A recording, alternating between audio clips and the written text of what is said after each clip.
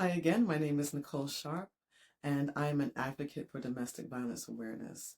And I have been reading my memoir entitled The End of November Growing Up with Domestic Violence, which can be found on Amazon. And this is October, Domestic Violence Awareness Month. And so usually October is my busiest month because I get called to do different speaking engagements and I get called to do different informational tables. And I like it because I love raising awareness. I'm not afraid of domestic violence, although it affected me, very negatively and very profoundly throughout my childhood and into my adult life. But I want to use my mother's life and my life to help others to save their lives. I lost my mom to domestic violence when my father shot and killed my mom. And I just want people to know the red flags, to at least see my mother's experience and to see if there's anything that's familiar to them. And also to help people realize that children are the most vulnerable of the victims of domestic violence, even if they haven't experienced actually been victims of the violence per se, but they are still victims because they have witnessed it. And the witnessing is very profound. I can speak from experience. I still go to therapy, and it's very necessary for me. And I'm a big proponent of therapy. I think everyone should go to therapy at some point in their lives because we have professionals who are there to help us through the challenges in life. And we all go through challenges of life. If we did it, we wouldn't be called human beings. So without further ado, I'm going to go into the next chapter. We're going to read two chapters today because they're very short. Chapter 10 and chapter 11. The first one is entitled Escape, chapter 10. My mother tried to escape my father on a number of occasions. I remember some scattered details of two of these incidents, but fortunately, my maternal grandmother has filled in the blanks for me. I remember my mother waiting for my father to go to work one morning. As soon as he stepped out the door, she started packing frantically. A couple of her brothers came over and helped us move to my grandmother's house. It was a collaborative mission that was successful for a time. I was about 4 or 5 years of age, not long after I put my father's loaded gun to my aunt's head. I have memories of living at my grandma's house intermittently. I think we stayed there for about a school year because I remember going to kindergarten in her neighborhood. I found out as I got older that my father convinced my mom that he would commit suicide if she didn't return home. My father worked for the New York City Transit Authority, and the train tracks were readily accessible to him.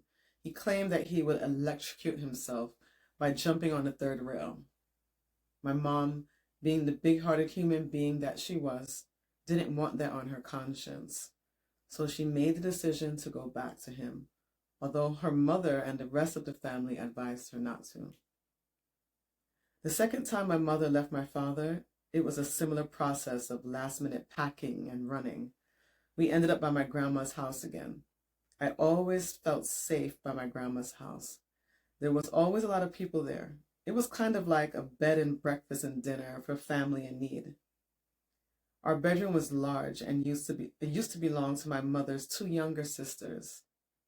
Huge black and gold high school cheerleading pom-poms that belonged to one of them, Aunt Celeste, still hung on the inside of the closet door.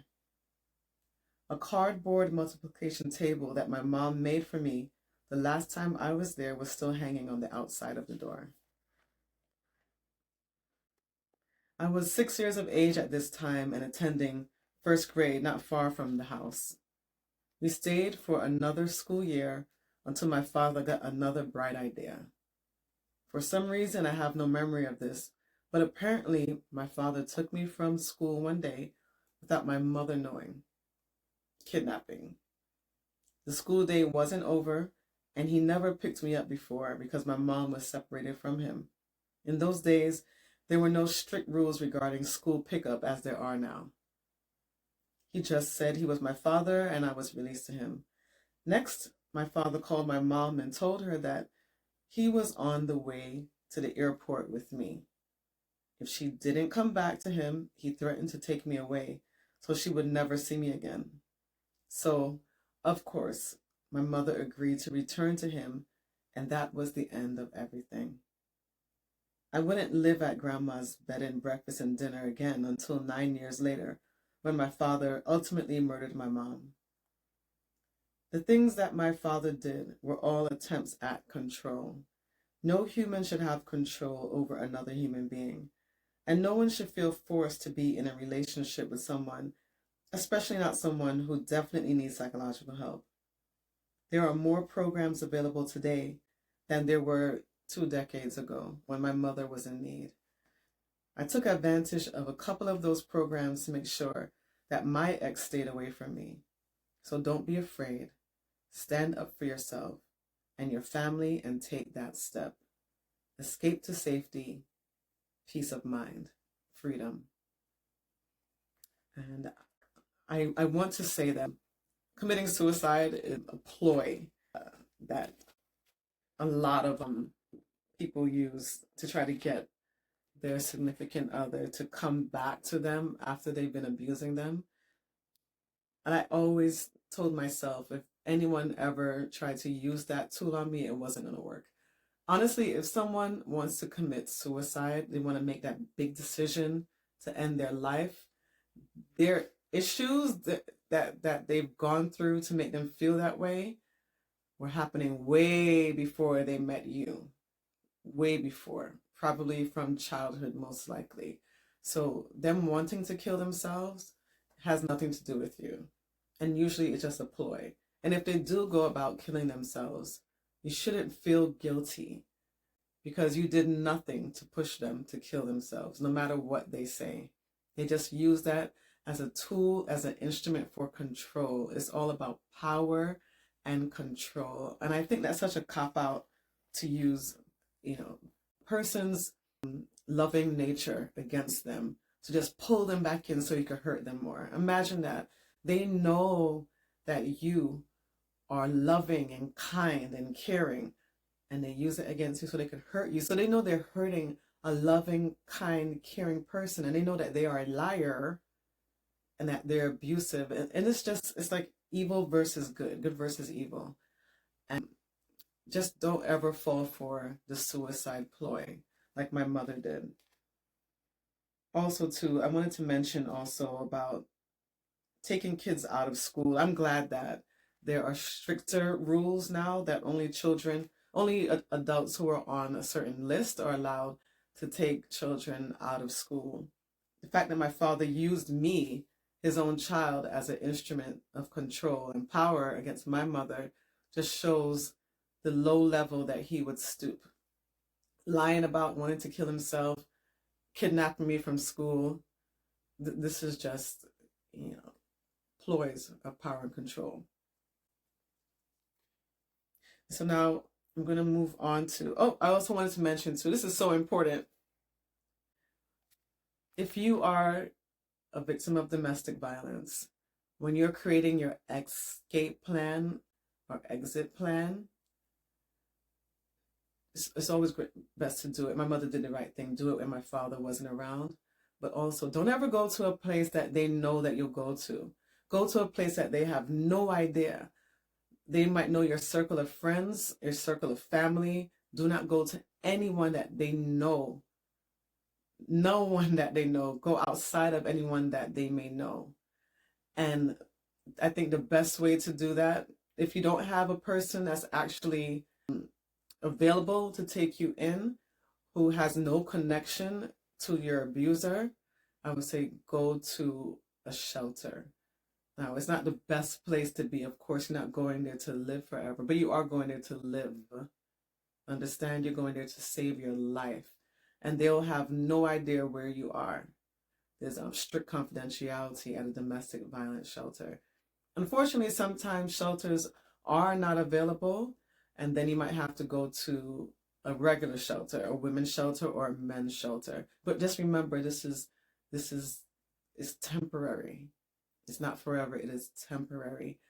And sometimes we have to go through some challenges in order to save our own lives. Okay? I just want you guys to keep that in mind. Shelters are not the ideal place to go. No, you're not staying there forever, but you're staying there for life, meaning to preserve your life. So in this short time period, make sure that you preserve your life by any means necessary.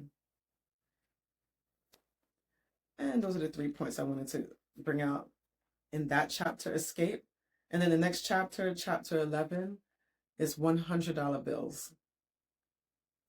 I always knew that one of my parents would die by the hands of the other. So, from the age of 7, I would pretend now and then that one of them died, and I would go through the motions of extreme grief and sadness. My imagination would actually put me there in the funeral parlor as if my mom or dad was in the coffin dead. I would cry and cry, and the despair would envelope me until it stopped. Sounds weird, I know. But I actually made a conscious resolve in my head as a young child that I would prepare my mind for the inevitable, so that when it did happen, it wouldn't hurt so much. How did I know that one of my parents would die by the hands of the other? It wasn't mathematics. They fought constantly, with my father having the upper hand always. Actually, my mother would try to defend herself from the physical blows my father would plague her body with. Her skin would become raised with big red blotches everywhere, except for her arms and face, of course. And her eyes would be filled with tears that welled up, but never trickled out, at least not for me to see. Shame was written all over my mom's face as she looked at me every time my father would finish beating her. When I was 6, we moved from a second-floor apartment into a 2-family house to the basement of another 2-family house 1 block away. I hated this place because it was dark and the windows were so little I couldn't even climb out of them if I wanted to. So there was hardly any sunlight, and the walls were 1970s plywood panels. I still have an aversion to plywood panels. Every time I see them, I am absolutely disgusted. Anyway, no matter how much my mom cleaned, the place would always smell like a garage, damp and rocky. At this home of ours, my mother showed me an envelope filled with $100 bills for the first time. I can't remember how many bills were there exactly, but it was a thick envelope. She sat down as if she was giving me the talk. In my world, this was the talk. Instructions on how to save my life when she died. I am putting this envelope under my mattress. If anything happens to me, take it and go to your grandmother's house, she told me. I was either 7 or 8 at the time, and I knew exactly what she meant by if anything happens to me. So I just shook my head in agreement. Back then, it felt chilling but normal. Now I wonder, how in the hell can $100 bills compensate for the loss of my mother? What was she thinking? But she wasn't thinking. My mom was feeling pure desperation, knowing that her life was on the line every single day. I want everyone in abusive relationships and environments to understand that they can get help. You can get help. There are many programs that can help you regardless of how trapped you may feel. There is no reason for anyone to live in fear for their life. Save your children. Save yourselves. The next time we moved, it was into our house, our own house. My parents bought a beautiful 3-bedroom home with a huge backyard, cute front lawn, and a full basement.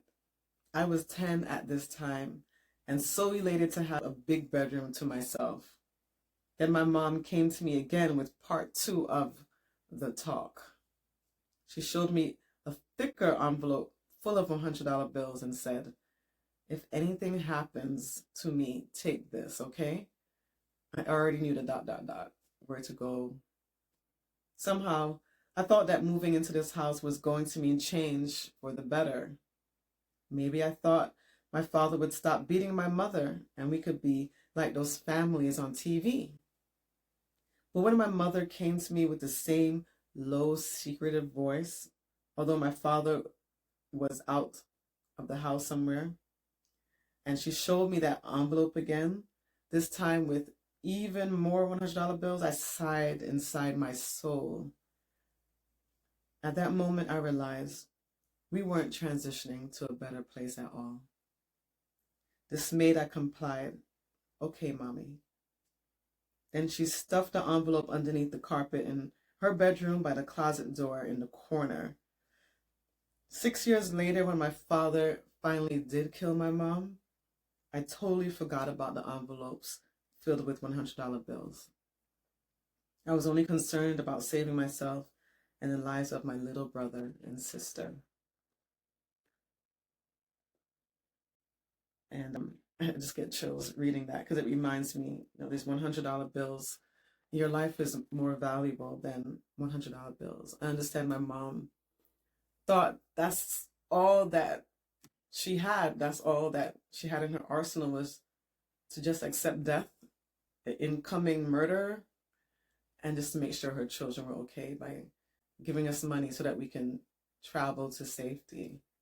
And it's just so sad, to know that, and to imagine what my mother must have been going through in her mind, to live every day thinking it could be her last and not thinking that she had any other choice but to die eventually.